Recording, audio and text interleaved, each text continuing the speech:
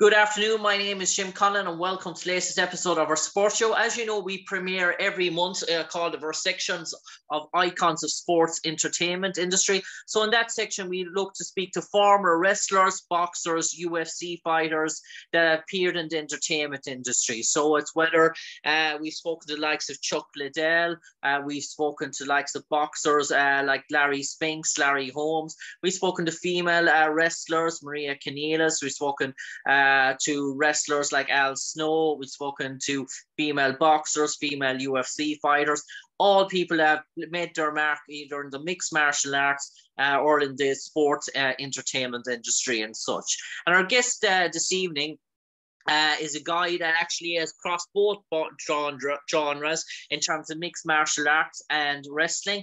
I'm going to talk firstly about him, about his wrestling, and we all know him in terms of his 14-year stint with the WWE, wrestling under the nose of the Italian American who made his debut in Milan, say an appearance on the crowd, got into the ring on the voice of Vince McMahon and became Intercontinental Champion in his very first match. Didn't go along to be processed and prolonged on our TV screens over the next 14 years.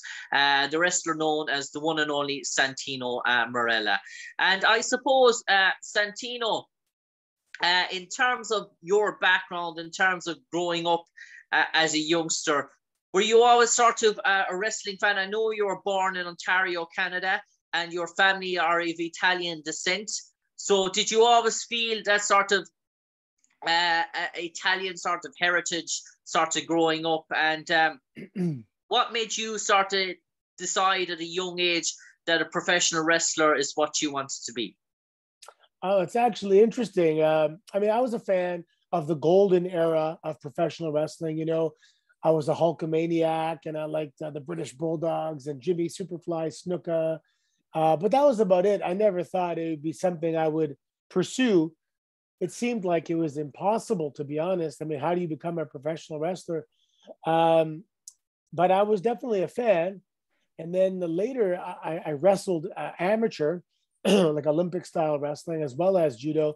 And then when I was in university, one of the guys on my university wrestling team, his father was a professional wrestler and actually had a school in a town called Woodbridge, Ontario, not far from where, you know, my family was from. So at that point, I realized I had met my destiny and I was going to become a professional wrestler. It was the only connection I ever had, you know, the only in, so to speak, with the professional wrestling industry. And it was an interesting feeling that came over me at that time. I kind of had this sense that I had just been placed on the right track. And Santino, were you always sort of, let's say, efficient in terms of your acting ability? Were you always a drama sort of guy? Were you always sort of good in terms of projecting characters and sort of images? Was that something that naturally came to you at high schools? Did you do a bit of drama? Did you do plays and sort of shows? A little bit of that, but really just a little.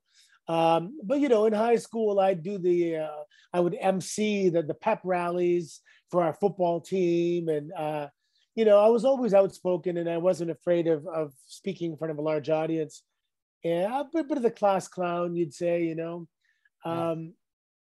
Yeah, and, you know, you boil that down with judo and it's very much sports entertainment.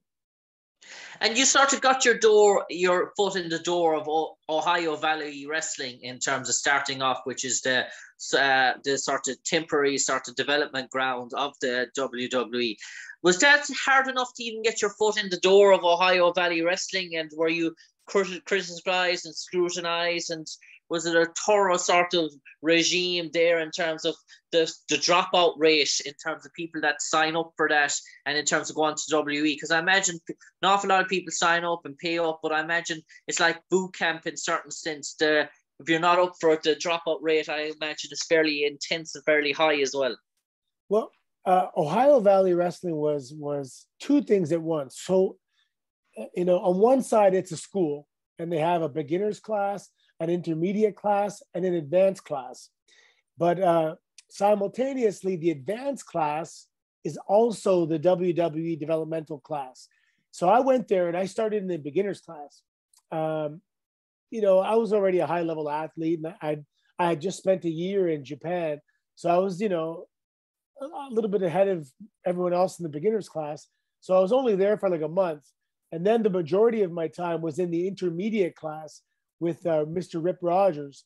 And that was the bulk. The majority of my education was probably in that class.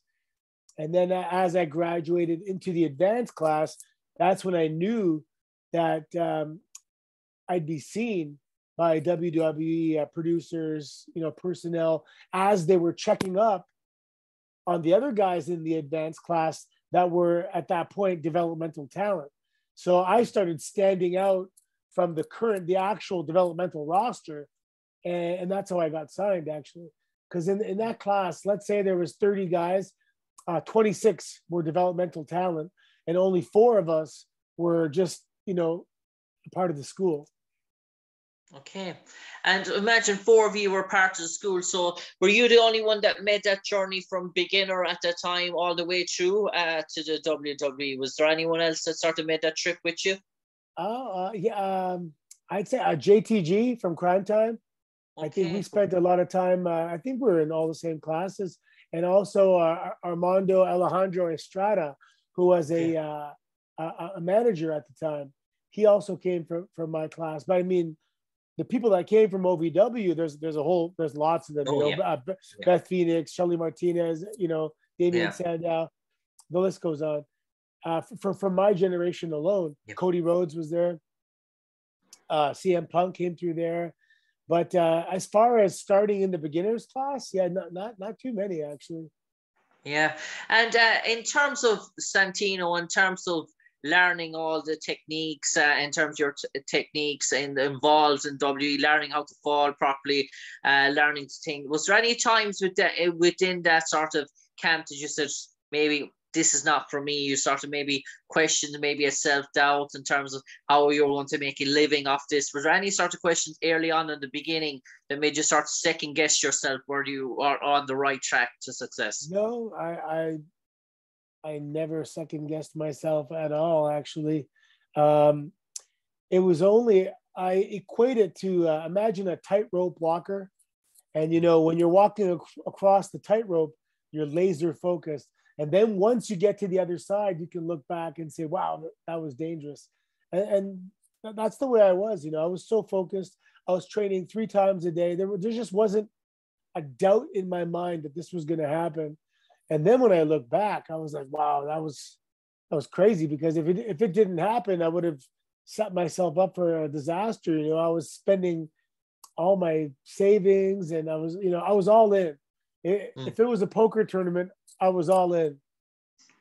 And I suppose Santino, in terms of meeting Vince McMahon coming into the WWE at the time, what was the sort of gimmick in terms of, had they a idea for you sort of straight off the bat? And who sort of invented this sort of character? Was Paul Heyman heavily involved in this development of this Santino Marella character? And I believe it was sort of a homage to Gorilla Monsoon Marella in terms of how it sort of came about. So how did you have an active role in the sort of creation of this character? Because I do believe before then you had played roles as a sort of a Russian character and stuff like that in before Santino. So how did Santino himself come to existence? Yeah, so I was working with Paul Heyman as the Russian character. I was Boris Alexiev. And then one day I got a call and they said, hey, can you speak Italian? Because Vince had this idea for this character to come out of the audience in Italy. And they were just checking the roster, the current developmental roster, and seeing if there was anybody from with Italian heritage. And I spoke enough Italian to convince them that I could fulfill this role. And I used to work downtown Toronto, and I'd take the rush hour drive in the morning. It was about an hour, and I would listen to an Italian cassette, just constantly looping in the car. But it was like a tourist Italian tape, and that tape, you know, changed my life several years later when they called me and they asked me to say some stuff in Italian. And I just remembered a few lines from the tape. And then the next day I was on my way to Milan to debut as this character. And then that was it. Boris came to an end and the birth of Santino took place. And then pack your bags, you know, you're on the road for like 8 years straight.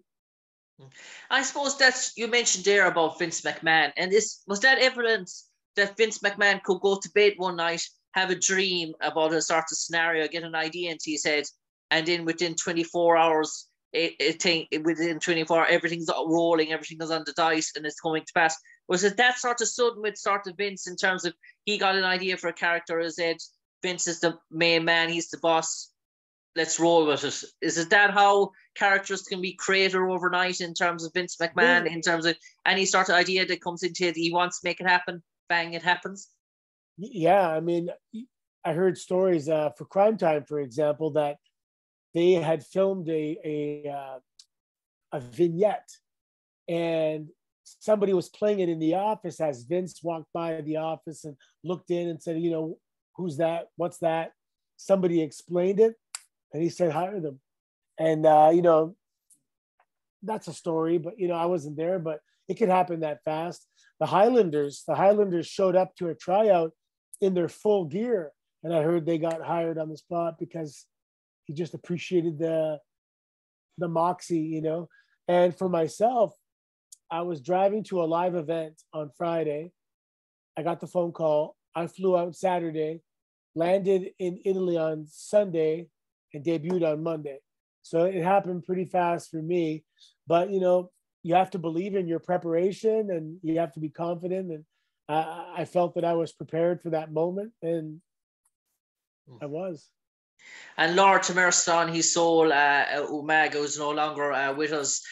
In terms of that sort of debut match, did you get any much time even to rehearse with him in terms of to go over how the sort of playoff, given that it was such a bang, bang, bang situation?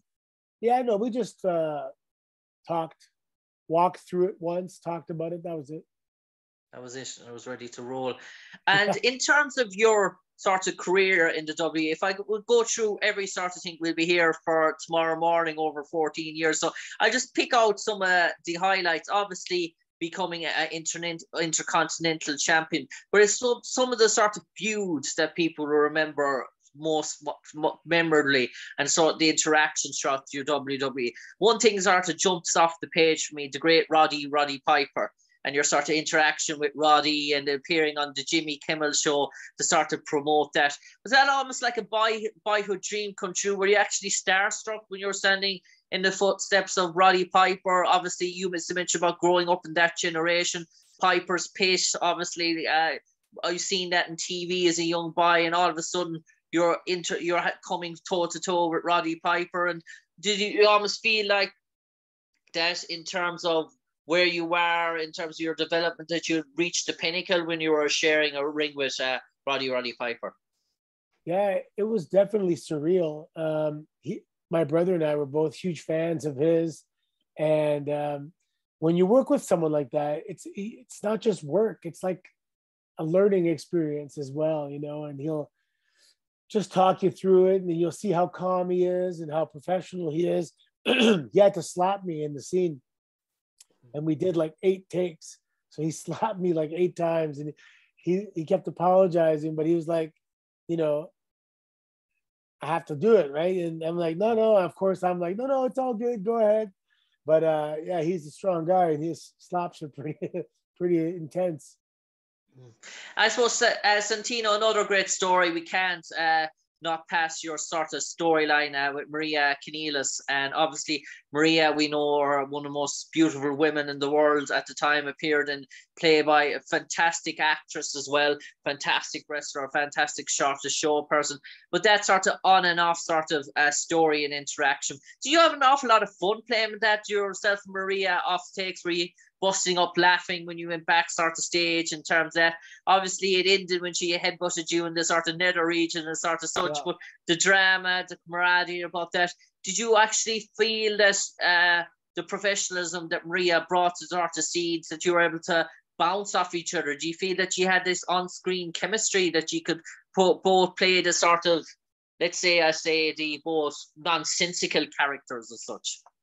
Yeah, at the time she was definitely, above me and had a lot of experience. And, but I had known her from OVW as well. So we had, we met in the past, and it was very helpful to get up there and see a familiar face. And yeah, her attitude is awesome. She's a pleasure to work with, and we definitely had fun. It was silly, but we enjoyed going to work every day because it was just fun to do. Mm. And obviously, the scenes, obviously, with Stone Cold Steve Austin and in interaction with Steve Austin, and in terms of playing those sort of back and forths with Steve and going to and fro, and the sort of self-acting that goes on, and the improv and the improvisation and feeding off each other's lines. Did you start to get a real kick off that? Did you feel that you were in your element every time that you were interacting with Stone Cold? Yeah, Stone Cold, it's funny because he's like, there's no structure for him. He just goes, he knows where he needs to get, and he has, freedom to get there. So I was super comfortable because I knew I was in good hands. I'm in the best hands possible, and which allowed me to really bring the character to life. And the back and forth was all, improv and all. We were just, in that flow, so to speak, and just going back and forth. But that was another, it was like a symbol of you made it to a new level, and we're trusting you to be in the ring with these guys, and let's see how you can swim with the big fish kind of thing, or all those different analogies. But it was definitely a really cool moment to share the ring with him.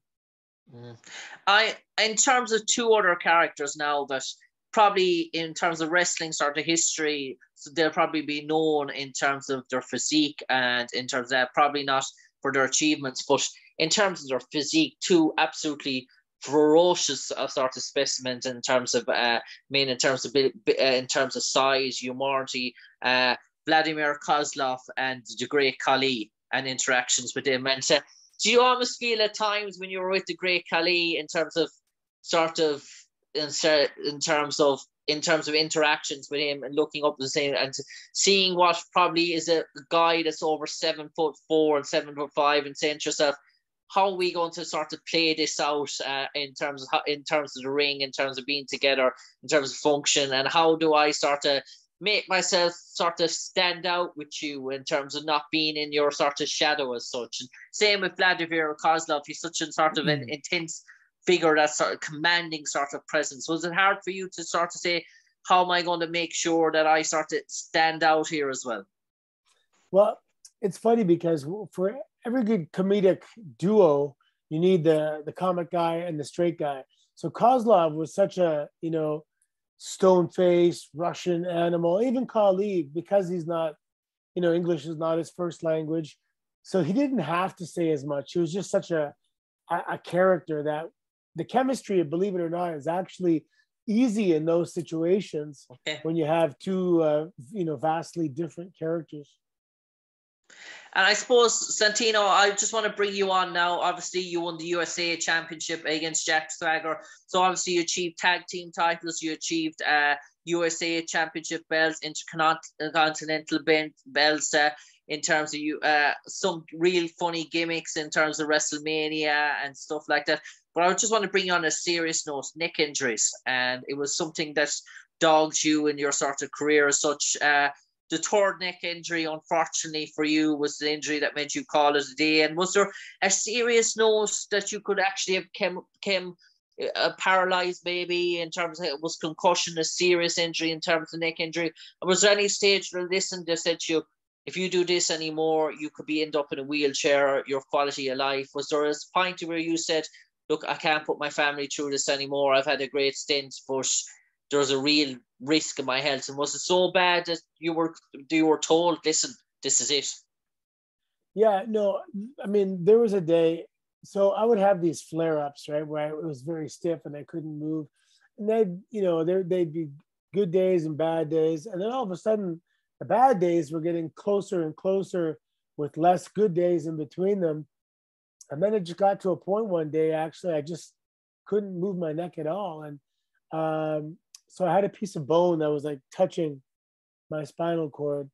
And, it was obviously a problem. If there was a bad fall, I could damage my spinal cord. So, WWE was an amazing chapter in your life. But for me, I just believe that it shouldn't be your whole life.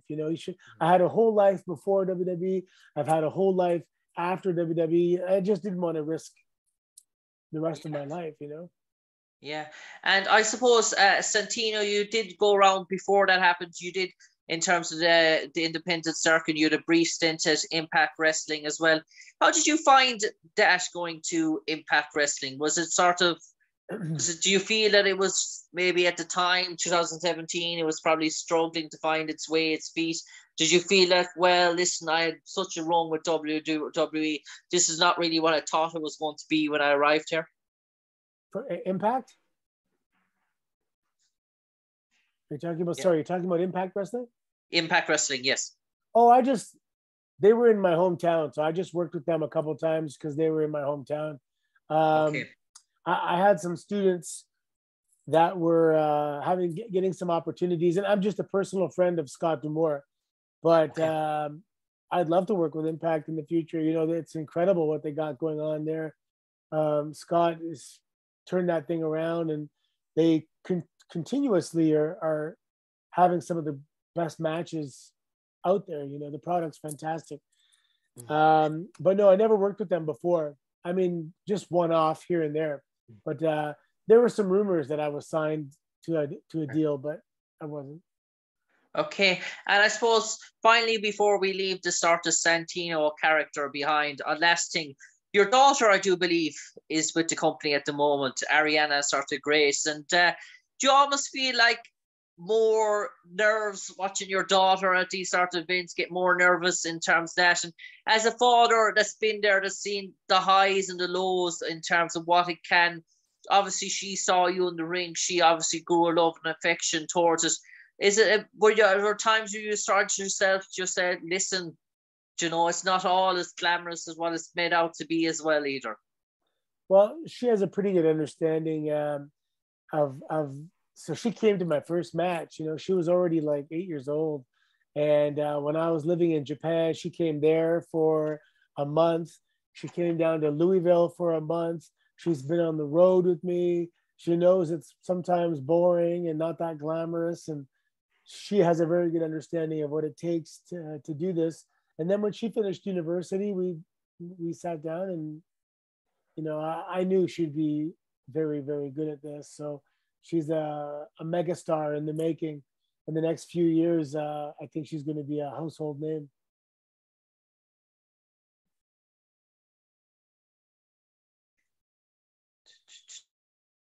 Oh, I think you're frozen.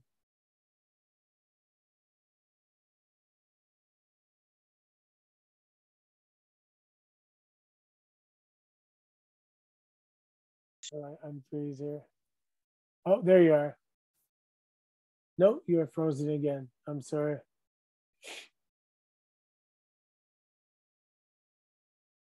You're back to me, Anthony. You just went there for a second or so. So okay. we'll continue on now, and we'll go to the second part now. So 3, 2, 1. Anthony Marella, in terms of your judo sort of background, now you've a martial arts facility in Ontario, Battle Arts Academy, official ambassador of Judo Canada as well. In terms of your Shodan for more than 30 years as well, can you tell us a bit about the Battle Arts Academy that you have running? And is it for everyone within the Canada in terms of judo, or is it how do people sign up or get involved in it? Yeah, so I knew my neck was eventually gonna, render me incapacitated, so to speak.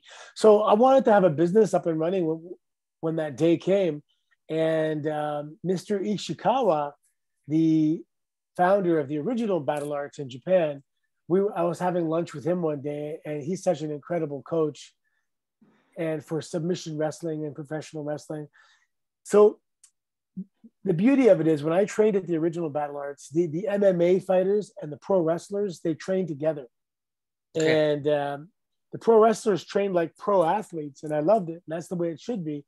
So that's really the fundamental business model of Battle Arts, is that it's a combat sports facility, whether it's jiu-jitsu, MMA, pro wrestling, it's all under one roof. So Mystery Ishikawa came to Canada. I opened it in 2013. And then, we kind of, when COVID came around, I was like, I think I want to go on to the next chapter in my life. And, but then I have some partners, some people approached me that I had met, Dave and Adam, and they're like, we'd like to keep it going. And, it was the greatest thing ever, because I was there like 7 days a week. I was working so much, putting on shows, taking my athletes to tournaments, coaching, running the business. It was, a full-time endeavor. But now that I'm sharing the responsibilities, I got some of my life back. And now that there's 3 of us, we're able to do more. So Battle Arts is actually healthier than ever. Because we survived COVID, we absorbed a couple of programs that didn't. So our programs are huge right now. So I took out judo, and we have jiu-jitsu and amateur wrestling are our 2, core grappling programs. And then we have boxing and kickboxing. And so and then strength and conditioning and weight loss for athletes. It's a huge facility. It's actually massive. And that's what I've been doing since 2013. Yeah. Yeah. And I suppose, Anthony, in terms of, you mentioned there, you still have a bit of the professional wrestling sort of workouts. And I know I spoke only to Brian Kendrick last week, and he's opened his own sort of pro wrestling sort of academy, where he's a sort of producer, sort of director of his sort of show. Do you provide acting training as well to some of your athletes that want to be sort of wrestlers, who mightn't come in and that might be really sensational athletes, but mightn't have any verse history and mic skills? And we know now, if you to be on TV, if you want to be a entertainment performer in wrestling, it's very much 50-50 in terms of not only your abilities in terms of the ring. You look at someone like a Shelton Benjamin, an absolute amazing sort of wrestler, but then you also have to have the mic skills of a Chris Jericho, for example. Yeah, well, as a part of the curriculum for Battle Arts Academy, you're going to get opportunities to work in front of a live audience with our student shows. So we do that, and then I'll watch it, I'll critique it, and I'll work with people in terms of how to project and how to bring the character to life. We practice promos. It's a part of our our whole curriculum. So you'll definitely get some experience in that as well. Okay. And have you ever had some sort of Irish athletes come through your doors? With a massive Irish presence over in Canada at the moment, have you ever seen any from Irish descent walk through your doors? Absolutely. He was a former champion. Timmy O'Connor was an incredible athlete. He's a young man still, so you'll be hearing about more about him in the future.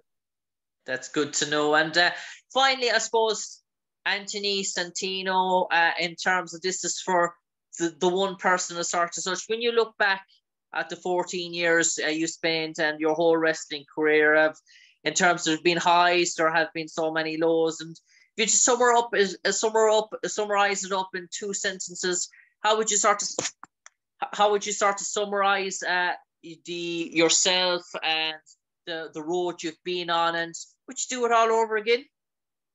Yeah, absolutely. I was very conscious and very grateful in my entire career. I was 5'10".